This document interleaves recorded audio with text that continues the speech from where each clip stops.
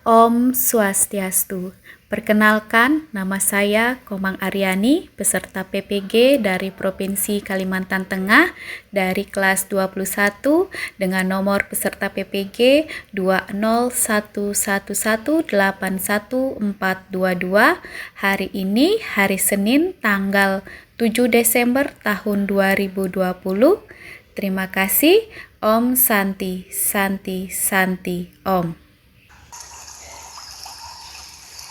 Selamat pagi. Apa kabar hari ini? Pastikan sehat semua ya. Puji syukur kita haturkan kehadapan Ida Sang Yang Biasa dan Yang Maha Langit, Tuhan Yang Maha Esa, atas segala karunia yang telah diberikan sehingga kita bisa bertemu kembali di kelas virtual dalam pembelajaran pendidikan agama Hindu dan budi pekerti untuk kelas 7B. Sebelum kita lanjut kegiatan kita pada pagi hari ini, marilah kita bersama-sama mengucapkan salam panghargai. Sabe salamatunu narakai, salam panggil pada tenolingkam, Om Swastiastu. Nah, anak-anak, sudahkah kalian siapkan buku dan juga alat tulisnya? Oke, baik. Kalau sudah siap, agar kegiatan pembelajaran kita hari ini berjalan dengan lancar dan dapat bermanfaat untuk kita semua, marilah kita bersama-sama berdoa dengan mengucapkan Gayatri Mantram sebanyak 3 kali. Baik. Asana. Om Prasada Sriti Sarira Siwa Suci Nirmalaya Namo Swaha. Pranayama.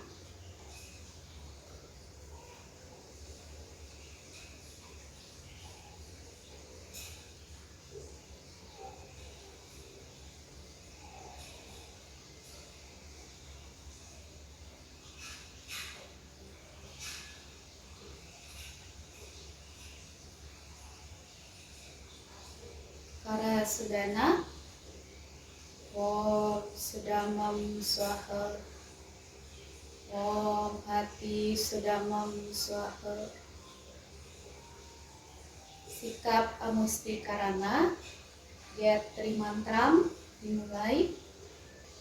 Om Burbuah Swa Tat Sawitur Warenyam Bargo Dewasya Dimahi Diyo Yona Praschodayat. Om Burbuah Swa Tat Sawitur Warenyam Bargo Dewasya Dimahi Diyo Yona Praschodayat. Om Santi, Santi, Santi, Om Santi. Baiklah anak-anak, jangan lupa untuk mengisi absen yang sudah Ibu kirimkan linknya di dalam WA. Silahkan diisi dulu.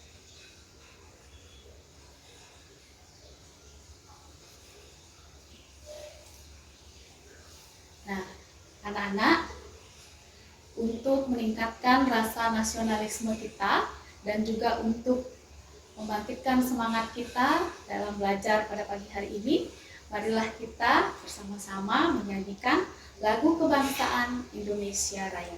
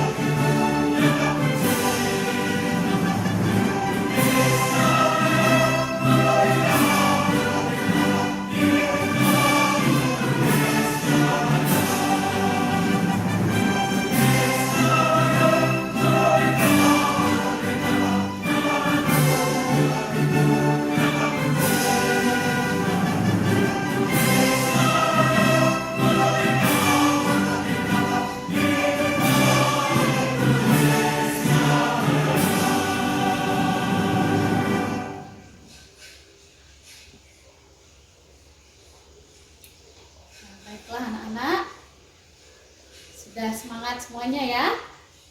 Baiklah. Nah, sekarang sebelum kita masuk pada pembelajaran di pagi hari ini, Ibu akan memberikan kalian tes awal. Silahkan kalian jawab pertanyaannya pada buku catatan kalian, tulis nama dan kelasnya dengan jelas, kemudian jawab pertanyaannya, langsung ditulis jawabannya. Misalnya nomor 1, jawabannya adalah A, tulis 1 jawabannya A, nomor 2 B, dan seterusnya ya. Ibu persilahkan kalian untuk mengerjakan soal tes awal ini selama 5 menit. Baik, silahkan dikerjakan dari sekarang.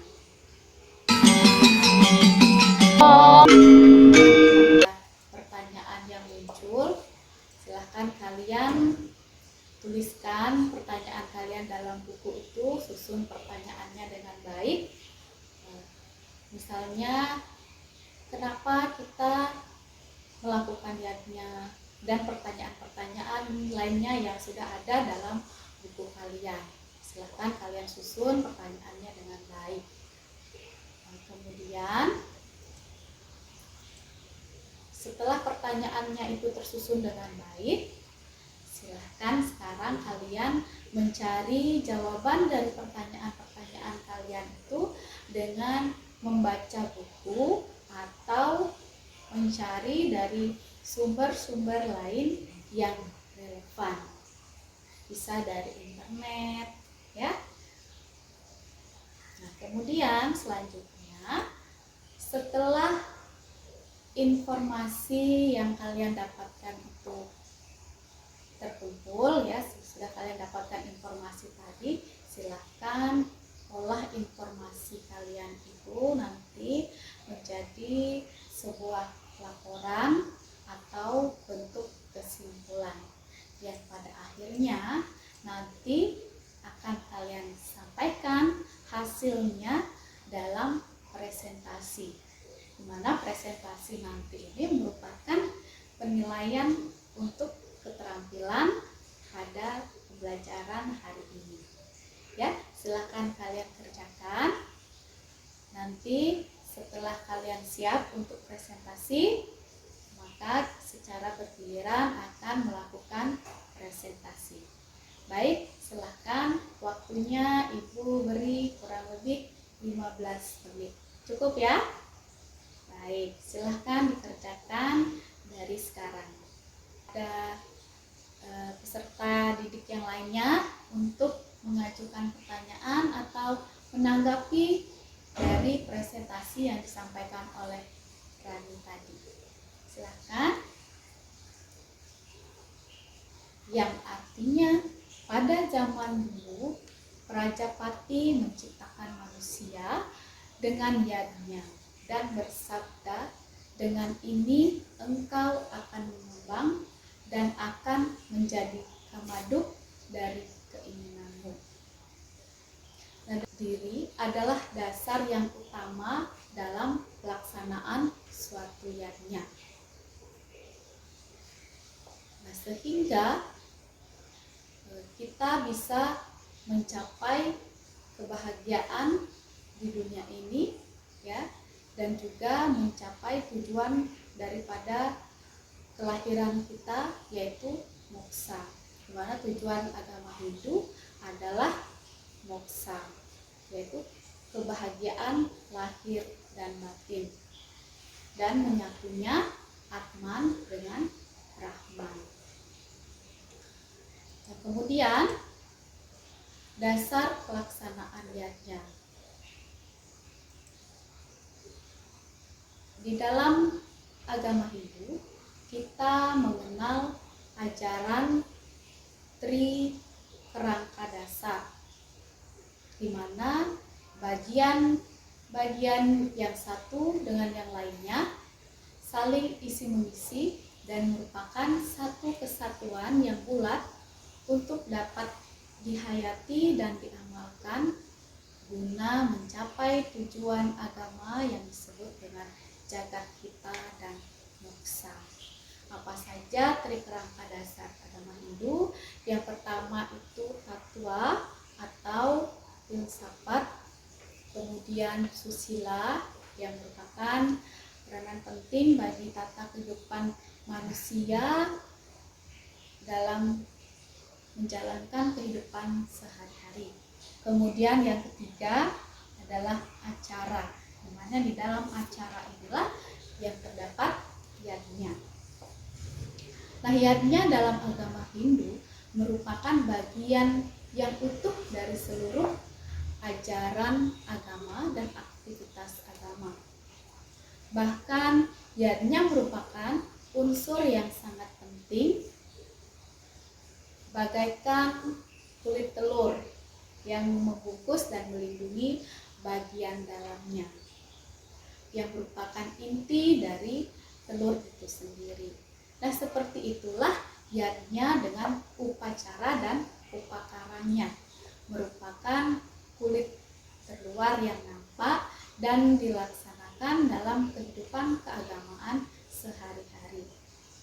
Walaupun yajna adalah kulit luar, namun peranan kulit pada setiap benda atau akan bersifat melindungi dan menentukan keberadaan isi dari benda itu.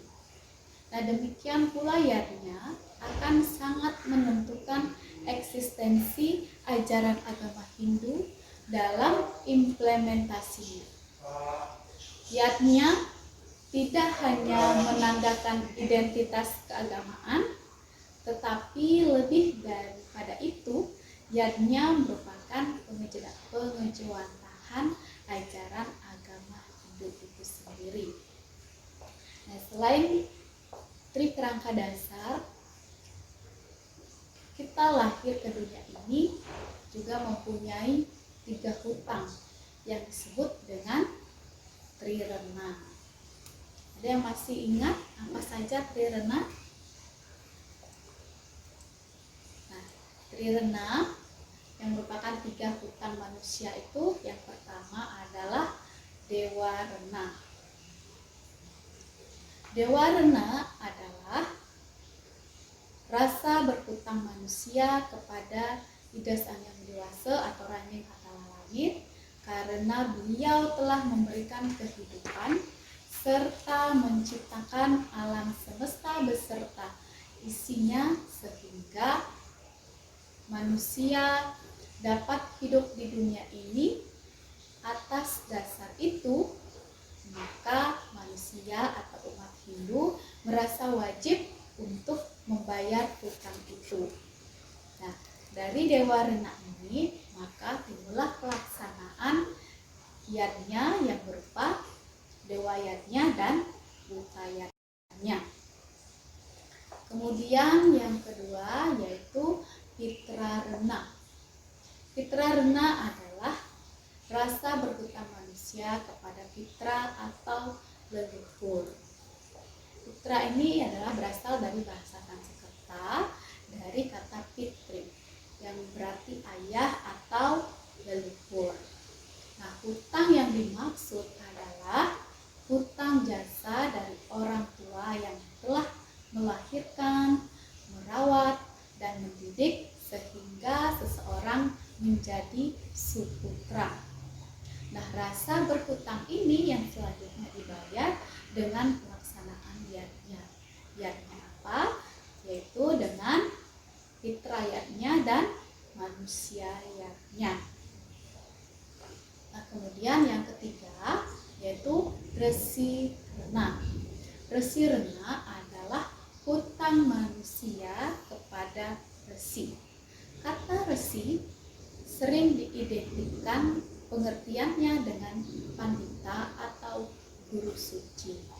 Nah, pada zaman dahulu dikenal ada maharesi yang bijaksana yang telah menerima wahyu dari Ida Sang Hyang Widi-Wasa atau Tuhan Yang Maha Esa, seperti mantra-mantra Weda, ajaran suci agama Hindu yang telah mengalir dari Weda yang diajarkan oleh para resi kepada umat manusia, sehingga menjadikan mereka manusia yang memiliki kecerdasan spiritual. Nah, kemudian untuk dirinya sendiri, masyarakat, dan juga bangsa dan negara.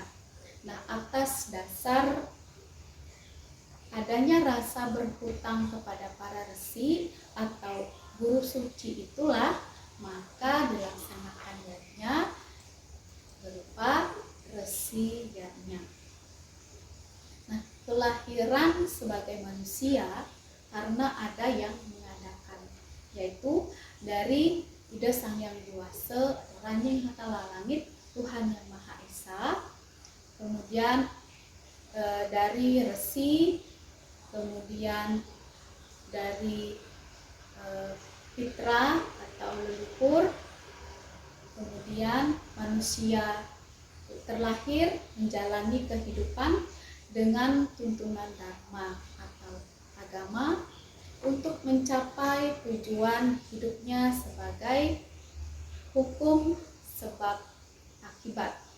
Maka sewajarnya manusia membayar rasa hutangnya karena telah agar tercipta keseimbangan menuju kebahagiaan dan kedamaian.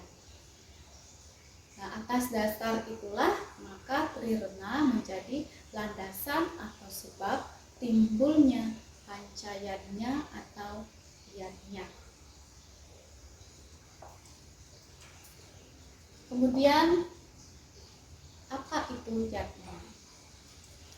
Secara etimologi, kata yajna berasal dari kata yaj, dari bahasa Sanskerta, yang berarti persembahan, pemujaan, penghormatan, dan korban suci. Jadi, pengertian yajna adalah korban suci yang tulus ikhlas tanpa pamrih. Nah, kemudian apa itu pancayatna?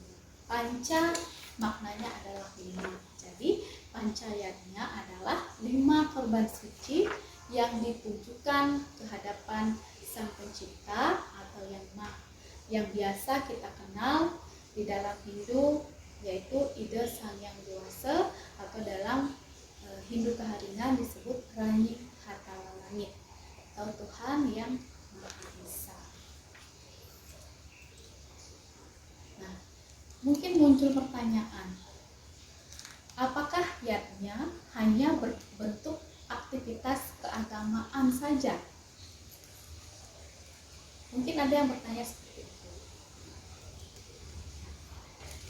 Unsur mutlak yang terkandung dalam yajna itu yang pertama ada karya atau perbuatan. Kemudian yang kedua sreya, yang artinya tulus ikhlas. Kemudian bakti atau persembahan. Nah, dengan demikian maka semua perbuatan yang berlandaskan dharma dan dilakukan dengan tulus dan ikhlas maka disebut dengan yajna. Nah, dalam Bhagavad Gita disebutkan belajar dan mengajar yang didasari oleh keikhlasan serta penuh pengabdian tergolong yajna. Tidak hanya itu, memelihara alam lingkungan juga disebut yajna. Kemudian mengendalikan hawa nafsu dan panca indriya adalah yajna. Membaca kitab suci atau sastra agama yang dilakukan dengan tekun dan ikhlas juga disebut dengan yajna. Kemudian saling memelihara, mengasihi sesama makhluk hidup adalah yajna. Menolong orang sakit, mengentaskan kemiskinan juga disebut dengan yajna.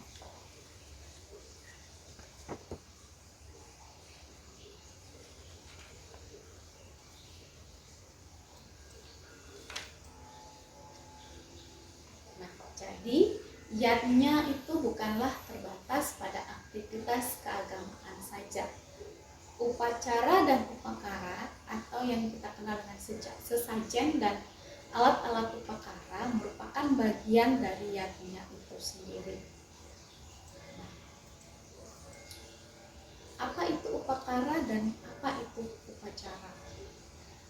Sarana yang melengkapi pelaksanaan suatu yajna itulah yang disebut dengan upakara, yang biasa berupa alat berupa berbagai bentuk sesajen. Itu namanya upakara. Kemudian tata pelaksanaan suatu yajna itu disebut upacara.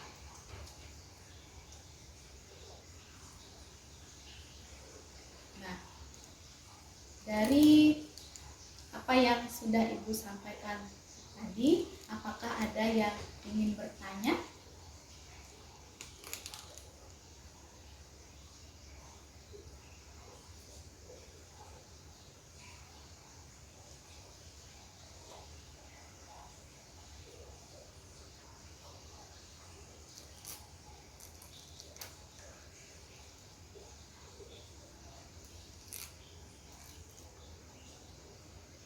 Baiklah, kalau tidak ada yang bertanya, Ibu lanjutkan kepada jenis-jenis yajna. Kalian sudah tahu apa saja? Yang pertama apa? Jenis-jenis dari yajna yang pertama adalah, iya betul, yang pertama adalah dewa yajna. Apa itu dewa yajna? Dewa yajna adalah yajna yang dipersembahkan dengan suci, yang dihaturkan kehadapan ide Sang Hyang Widi dengan segala manifestasinya. Apa saja contoh pelaksanaan dewa yajna? Ada yang bisa menyebutkan?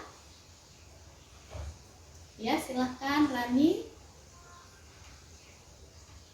Iya, betul sekali. Apa yang sudah kita lakukan tadi sebelum mengawali kegiatan pembelajaran hari ini, yaitu berdoa atau trisanya atau basara, itu merupakan contoh dari pelaksanaan dewa yajna.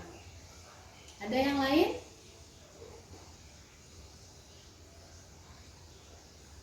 Iya, betul. Pelaksanaan yodalan di pura atau juga di tempat sembahyang pribadi di rumah kita, ya, itu juga merupakan contoh dari pelaksanaan dewa yajna. Melakukan puja trisanya setiap hari 3 kali sehari, ya. Kalau itu merupakan contoh yajna yang dilakukan sehari-hari, karena menurut waktunya, kalau dilihat dari waktu pelaksanaannya, yajna itu dibagi menjadi 2. Ada yang disebut dengan nitya karma, dengan yang kedua naimitika. Yang nitya itu artinya pelaksanaan yajna yang dilakukan sehari-hari. Kemudian yang naimitika itu adalah pelaksanaan yajna yang dilakukan pada hari-hari tertentu. Seperti misalnya pelaksanaan yodalan, nah itu merupakan yajna yang dilaksanakan pada hari-hari tertentu.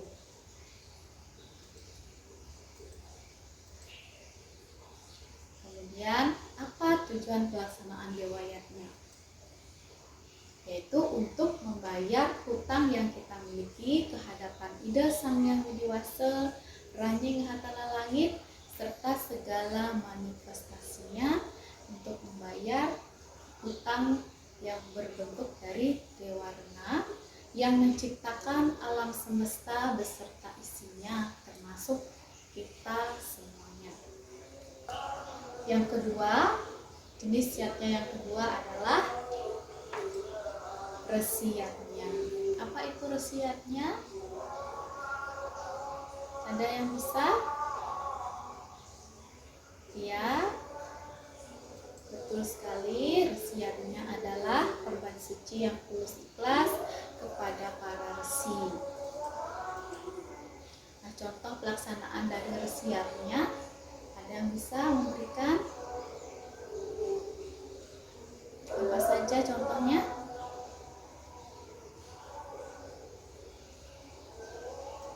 Iya, betul sekali.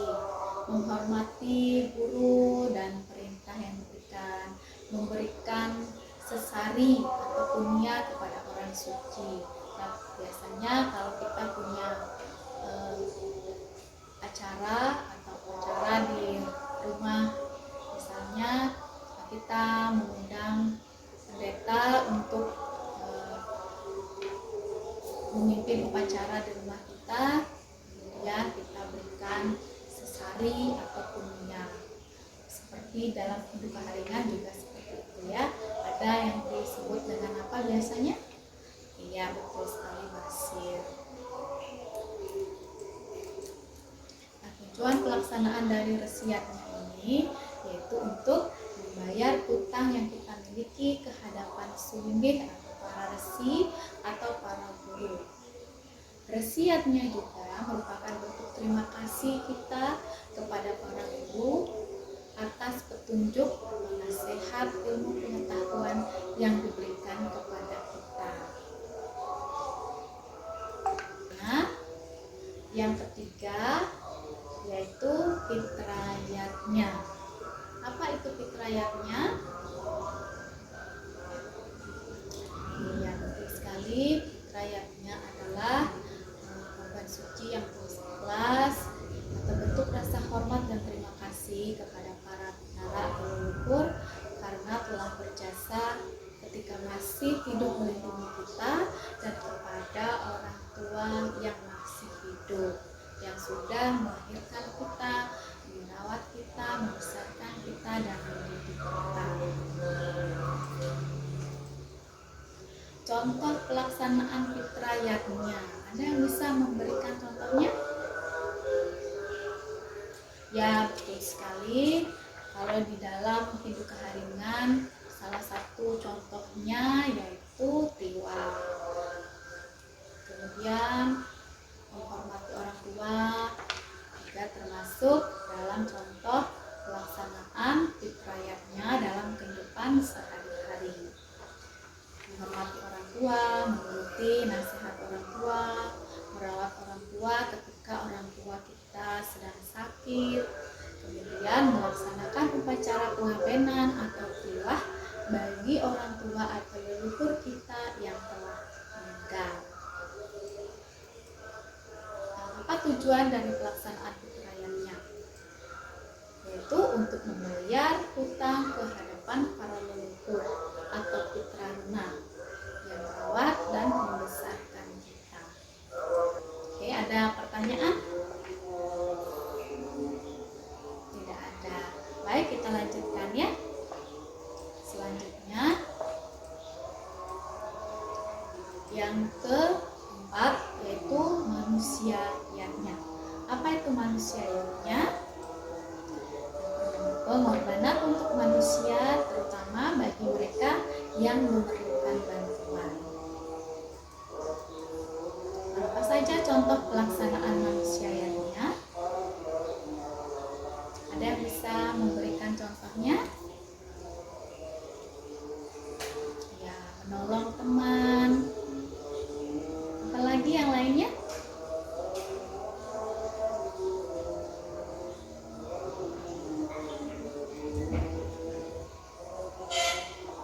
Ya, ada yang pernah ikut donor darah? Oh, belum pernah, belum berani ya. Melihat jarum suntiknya yang besar jadi nggak berani. Tapi salah satu contohnya bisa dengan kegiatan kemanusiaan seperti donor darah, memberi sumbangan atau bantuan kepada orang yang membutuhkan. Kemudian kalau kegiatan manusiawinya pada hari-hari tertentu bisa kita lihat kalau di dalam Hindu Bali pada umumnya upacara keagamaan potong gigi, kemudian kewiwahan itu upacara perkawinan atau pernikahan, kemudian upacara kelahiran, upacara potonan ya. Kalau di dalam Hindu Bali itu mulai dari bayi dalam kandungan sampai lahir, kemudian sampai besar, itu ada upacaranya. Kemudian apa tujuan pelaksanaan dari manusiayahnya? Yaitu untuk membayar hutang kepada leluhur atau fitrana yang telah membantu kita saat membutuhkan pertolongan, juga untuk penyucian diri. Kelima yaitu butayatnya. Apa itu butayatnya? Butayatnya adalah korban suci yang tulus ikhlas tanpa pamrih kepada makhluk bawahan atau para buta, termasuk buta skala maupun niskala yang ada di sekitar kita. Contoh pelaksanaan butayatnya, ada yang bisa memberikan? Kalau di dalam Hindu keharingan itu biasanya apa? Ada yang tahu?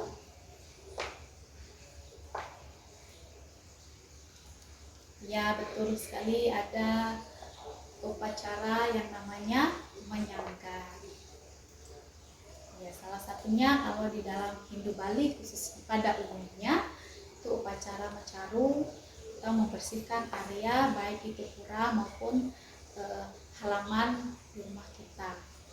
Kemudian memberikan segehan namanya ya, bentuk dari upacara mencaru yang terkecil itu disebut dengan segehan untuk menetralkan sifat-sifat negatif yang berada di bumi.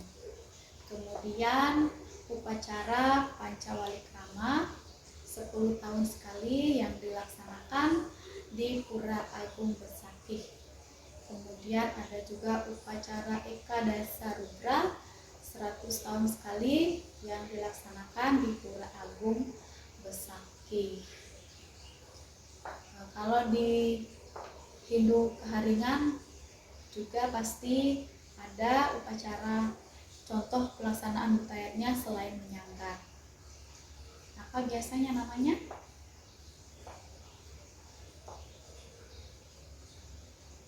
Ya, ada yang untuk di desa itu ya. Ya, betul sekali. Ada yang pernah ikut dalam upacara mencaru atau tawur kesanga sebelum nyepi biasanya? Ada yang pernah ikut atau ada yang pernah ikut menonton yang biasanya mengarak ogoh-ogoh itu? Oh iya, pernah ya. Ya, itu salah satu contoh juga dari pelaksanaan butayatnya. Apa tujuan dari pelaksanaan butayatnya? Yaitu untuk membayar hutang kepada para buta seperti alam semesta, makhluk hidup yang merupakan ciptaan Sang Yang Widi. Nah, kalau sudah tidak ada yang bertanya, Ibu minta kalian untuk mengerjakan tes akhir. Silahkan kalian tulis dalam bukunya, dalam buku catatannya, jawab pertanyaan dan jodohkan pertanyaan dengan pilihan jawabannya sama seperti pada tes awal tadi. Pertanyaan dengan jawaban, misalnya nomor 1 jawabannya B, nomor 2 jawabannya C, dan seterusnya. Silahkan kalian jawab, dan setelah dijawab kirimkan foto dari jawaban kalian ke WA pribadi Ibu. Ibu berikan waktu selama 3 menit, cukup ya? Silahkan dikerjakan dari sekarang.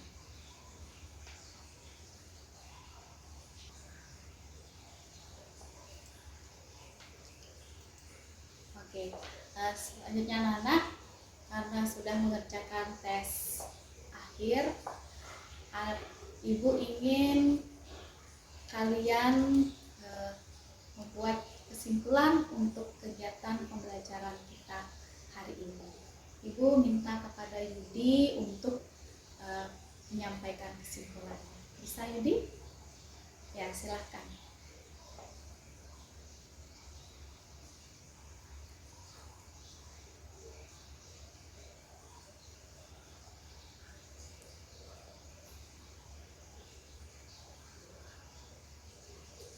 Baik, terima kasih Ibu sampaikan kepada Yudi atas kesimpulan yang sudah disampaikan.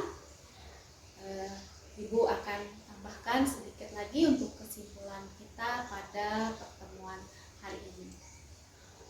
Ayatnya yang kita persembahkan adalah sebagai wujud balas budi serta wujud bakti kehadapan Ida Sang Yang Widi Wase atas segala karunia-Nya yang mana terdiri dari 5 macam yatnya, diantaranya adalah dewa yatnya, wasiatnya, fitrayatnya, manusiatnya, dan bukayatnya. Ayatnya yang kita lakukan bertujuan untuk mencapai tujuan hidup manusia menurut ajaran agama Hindu, yakni jagat hita dan moksa, yaitu kesejahteraan dan kebahagiaan lahir batin.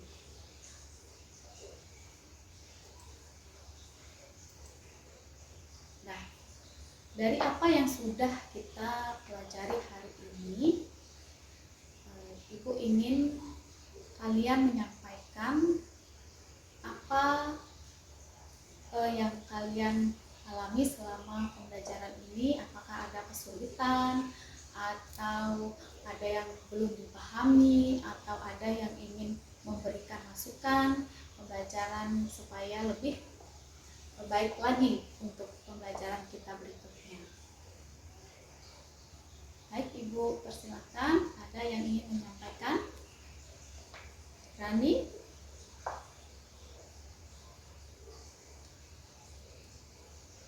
Ya, baik. Terima kasih kepada Rani. Rupanya Rani senang dengan menonton video ya. Jadi seolah-olah kita berada pada pelaksanaan pada ritual yatnya yang ditampilkan dalam video tadi.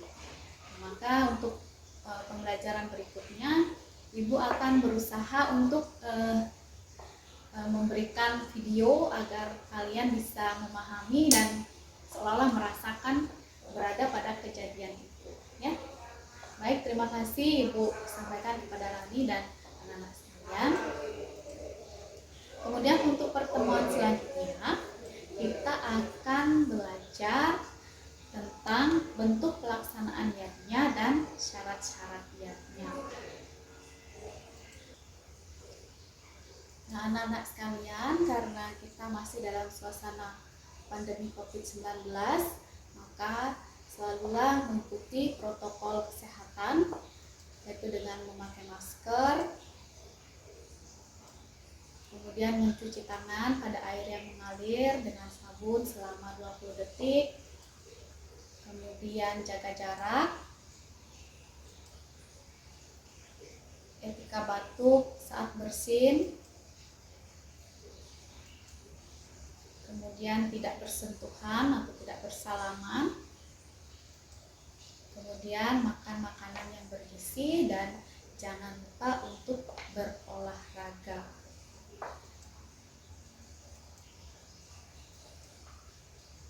Anak-anak, demikian untuk pembelajaran kita hari ini.